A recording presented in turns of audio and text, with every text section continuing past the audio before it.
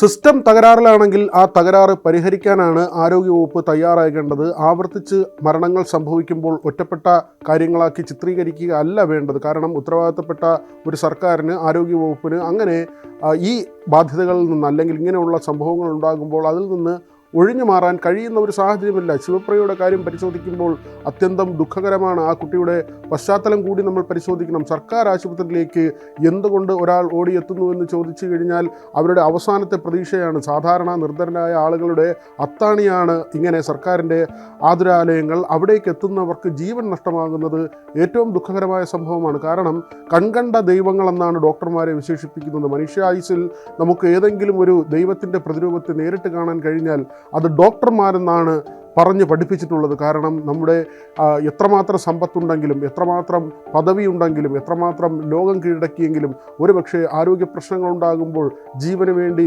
നമ്മൾ മൽപ്പിടുത്തം നടത്തുമ്പോൾ അവിടെ ദൈവദൂതരായി പറന്നിറങ്ങുന്ന, ദൈവത്തിൻ്റെ പ്രതിപുരുഷന്മാരായി എത്തുന്നത് ഡോക്ടർമാരാണ്. അവരിൽ നിന്ന് എക്കാലവും അനുകമ്പയും സഹതാപവും കാരുണ്യവും സംരക്ഷണവും ഒക്കെ തന്നെയാണ് സാധാരണ ജനങ്ങൾ പ്രതീക്ഷിക്കുന്നത്. പക്ഷേ ശിവപ്രിയയുടെ കാര്യം പരിശോധിക്കുമ്പോൾ 1 ലക്ഷം രൂപയാണ് ആ പ്രസവത്തിന് ശേഷമുള്ള ചികിത്സയ്ക്കായി ആ കുടുംബം ചെലവഴിക്കുന്നത്. ആ കുടുംബത്തിൻ്റെ കാര്യത്തെക്കുറിച്ച് അന്വേഷിച്ചു. തിരുവനന്തപുരത്ത് കരിക്കകത്താണ് അവർ താമസിക്കുന്നത്. കരിക്കകം വാർഡ് കൗൺസിലറായിരുന്ന DG കുമാരൻ, അദ്ദേഹം കൗൺസിലറാണ്, തിരഞ്ഞെടുപ്പിലേക്ക് പോകുന്നൊരു സമയമാണ്. ഏതായിരുന്നാലും DG കുമാരനുമായി സംസാരിച്ചു. അദ്ദേഹം പറയുന്നത് ഈ കുടുംബം അവിടെ പല ഇടങ്ങളിലായി മാറി മാറി താമസിച്ചിരുന്നു, വാടകയ്ക്ക് താമസിച്ചിരുന്നു. ശിവപ്രിയയുടെ കുടുംബവും ഭർത്താവിൻ്റെ കുടുംബവും കരിക്കകം സ്വദേശികളാണ്. പക്ഷേ സാമ്പത്തിക പ്രശ്നങ്ങൾ ഉള്ളതുകൊണ്ട് തന്നെ കരിക്കകത്തെ പ്രദേശത്ത് പലയിടങ്ങളിലായി അവർ വാടകയ്ക്ക് താമസിക്കുകയായിരുന്നു. ശിവപ്രിയ കരിക്കകത്ത് തന്നെയുള്ള ഒരു ഹോട്ടലിൽ തൊഴിലാളിയായി പോവുകയായിരുന്നു. ഈ സാമ്പത്തിക ഞെരുക്കം കൊണ്ട് തന്നെയാണ് ശിവപ്രിയയുടെ ഭർത്താവ് കൂലിപ്പണിക്കാരനാണ്. ഏതെങ്കിലും ഒരു പ്രത്യേക ജോലിക്കാണോ പോകുന്നതെന്ന് ചോദിച്ചപ്പോൾ അങ്ങനെയല്ല, എല്ലാ ജോലിക്കും പോകും. അന്നന്ന് കിട്ടുന്ന ജോലി എന്താണോ ആ ജോലിക്കൊക്കെ പോയി അങ്ങനെ കൂലിപ്പണിയെടുത്ത് വീട്ടിലേക്ക് വരുമാനം കൊണ്ടുവരുന്ന ഒരു യുവാവായിരുന്നു ശിവപ്രിയയുടെ ഭർത്താവ്. ശിവപ്രിയയ്ക്ക് മാതാപിതാക്കളുണ്ട്. 2.5 വയസ്സുള്ള മൂത്ത കുഞ്ഞുണ്ട്. ഇത് 2ാമത്തെ കുഞ്ഞാണ്. ഈ ദിവസങ്ങൾ മാത്രമുള്ള കുഞ്ഞ്. ആ കൈക്കുഞ്ഞുമായാണ് ശിവപ്രിയയുടെ അമ്മ ഇന്ന് തിരുവനന്തപുരം മെഡിക്കൽ കോളേജിന് മുന്നിൽ പ്രതിഷേധ സമരത്തിനെത്തിയത്. അത് മറ്റൊരു വേദനിപ്പിക്കുന്ന ഒരു കാഴ്ചയാണ്. നമ്മുടെ വീട്ടിലെ ഒരു കുഞ്ഞാണ്, ആ കുഞ്ഞിനെ ഇങ്ങനെ സമരത്തിലേക്ക് കൊണ്ടുവരേണ്ട തരത്തിലേക്ക് ഒരു കുടുംബം നിർബന്ധിതരാകുന്നു എന്നത് അത്യന്തം ദുഃഖകരമായ കാര്യമാണ്. നമുക്ക് അങ്ങനെ ഒരു ഒറ്റപ്പെട്ട സംഭവമായി മാത്രം ഇതൊക്കെ കാണാൻ കഴിയുമോ എന്ന ചോദ്യമാണ് അവശേഷിക്കുന്നത്. ദിവസങ്ങൾക്ക് മുൻപാണ് കൊല്ലം സ്വദേശിയായ വേണുവിൻ്റെ ഓഡിയോ സന്ദേശം പുറത്തു വരുന്നത്. വേണു മരിച്ച ശേഷമായിരുന്നു ആ സന്ദേശം പുറത്തു വരുന്നത്. ആ സന്ദേശം എല്ലാവരും കേട്ടതാണ്. കാരണം തനിക്ക് നായ്ക്കളുടെ വില പോലും അവിടെയുള്ള പേഷ്യൻസിന് നൽകുന്നില്ല, യൂണിഫോം ധരിച്ചവർ തങ്ങളുടെ ചോദ്യത്തിന് മറുപടി പറയുന്നില്ല, തിരിഞ്ഞു പോലും നോക്കുന്നില്ല എന്ന കാര്യമാണ്. വേണുവിൻ്റെ കാര്യത്തിൽ ഡോക്ടർമാരുടെ വിശദീകരണം ഒരു പിഴവും ഉണ്ടായിട്ടില്ലെന്നതാണ്. പക്ഷേ അതിൻ്റെ ശാസ്ത്രീയ വശങ്ങൾ അവിടെ നിൽക്കട്ടെ. പക്ഷേ മാനുഷികമായ ചില കാര്യങ്ങളുണ്ട്.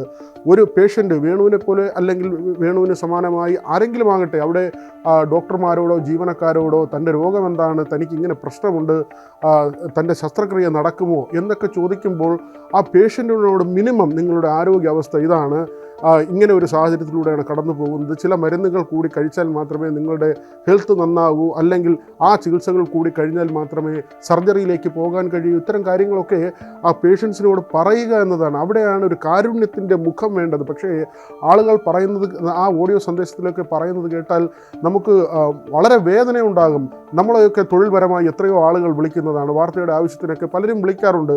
പക്ഷേ അവരോടൊരു വാർത്ത ചെയ്യാൻ കഴിയില്ലെങ്കിൽ അല്ലെങ്കിൽ അതിന് പ്രായോഗിക ബുദ്ധിമുട്ടുണ്ടെങ്കിൽ നമ്മളത് അവരോട് പറഞ്ഞ് മനസ്സിലാക്കും എന്തുകൊണ്ട് ഈ വാർത്ത ചെയ്യാൻ കഴിയില്ല. അല്ലെങ്കിൽ ഈ വാർത്ത ചെയ്യണമെങ്കിൽ ഇന്ന തെളിവുകൾ കൂടി വേണം, അതിന് അടിസ്ഥാനമാക്കാൻ കുറച്ച് രേഖകൾ കൂടി വേണം, അല്ലെങ്കിൽ കുറച്ച് ബൈറ്റുകൾ വേണം, അല്ലെങ്കിൽ നിങ്ങൾ പറയുന്നതനുസരിച്ചാണെങ്കിൽ അത് പ്രേക്ഷകരെ ബോധ്യപ്പെടുത്തുന്നതിന് കുറച്ച് ദൃശ്യങ്ങൾ വേണം.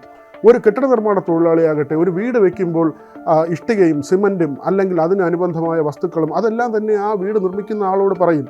ആ തരത്തിൽ നമ്മൾ ഓരോ തൊഴിൽ മേഖലയുമായി ബന്ധപ്പെട്ടും അതിനോട് ചേർന്ന് നിൽക്കുന്ന ആളുകൾ, അല്ലെങ്കിൽ നമ്മളെ ആശ്രയിക്കുന്ന ആളുകൾ, നമ്മുടെ സേവനം ആവശ്യപ്പെടുന്ന ആളുകൾ, അവരോടൊക്കെ നമ്മൾ കാര്യങ്ങൾ വിശദീകരിക്കാറുണ്ട്. പക്ഷേ അങ്ങനെ വിശദീകരിക്കാതെ പോകുന്നൊരു സിസ്റ്റമാണെങ്കിൽ പ്രിയപ്പെട്ട ആരോഗ്യമന്ത്രി, ആ സിസ്റ്റം വലിയ തകരാറിലാണ്, സിസ്റ്റത്തിൻ്റെ പ്രശ്നമാണെന്ന് ആരോഗ്യമന്ത്രി പറഞ്ഞൊഴിഞ്ഞതുകൊണ്ട് മാത്രം കാര്യമില്ല.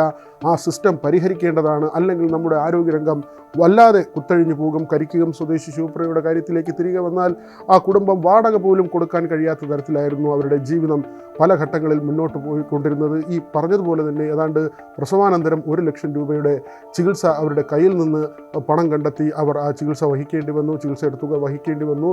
പിന്നീടാണ് ഇത് അണുബാധയുണ്ട് എന്ന വിവരം മനസ്സിലാക്കുന്നതും തുടർന്ന് കൗൺസിലർ പറയുന്നതിൻ്റെ അടിസ്ഥാനത്തിലാണെങ്കിൽ ആശുപത്രി അധികൃതർ അതോടുകൂടി ഈ ചികിത്സ സൗജന്യമാക്കി നൽകി. ഇവരുടെ കയ്യിൽ നിന്ന് പണം ചിലവാകാത്ത തരത്തിലേക്ക് ചികിത്സയുടെ രീതി മാറ്റി എന്ന ഒരു കാര്യം കൂടി പറയുന്നുണ്ട്. പക്ഷേ ആ ഒരു അമ്മയെ നഷ്ടമാകുമ്പോൾ അനാഥരാകുന്നത് 2.5 വയസ്സ് പ്രായമുള്ളൊരു കുഞ്ഞും ജനിച്ച് ദിവസങ്ങൾ മാത്രമായ ഒരു കൈക്കുഞ്ഞുമാണ്. ആ കുഞ്ഞുങ്ങൾ ഇനി വളരുന്ന അവസ്ഥ, അമ്മയില്ലാതെ ആ കുട്ടികൾ വളരുന്ന അവസ്ഥയെക്കുറിച്ച് ആലോചിക്കുമ്പോൾ വലിയ വേദന തോന്നുന്നുണ്ട്. നമ്മുടെ സിസ്റ്റം തകരാറുണ്ടെങ്കിൽ, അപ്പാടെ പറയുന്നില്ല, പക്ഷേ പോരായ്മകളുണ്ടെങ്കിൽ അത് പരിഹരിക്കണം. വാക്കുകൾ കൊണ്ട് മാത്രം പരിഹരിച്ചത് അല്ലെങ്കിൽ പരിഹാരം കണ്ടെത്തിയത് കൊണ്ടായില്ല, മറിച്ച് അവിടെ നടപടികളാണ് വേണ്ടത്. ഊർജിതമായ നടപടികൾ സർക്കാരിൻ്റെയും ആരോഗ്യവകുപ്പിൻ്റെയും ഭാഗത്തു നിന്നുണ്ടാകണം.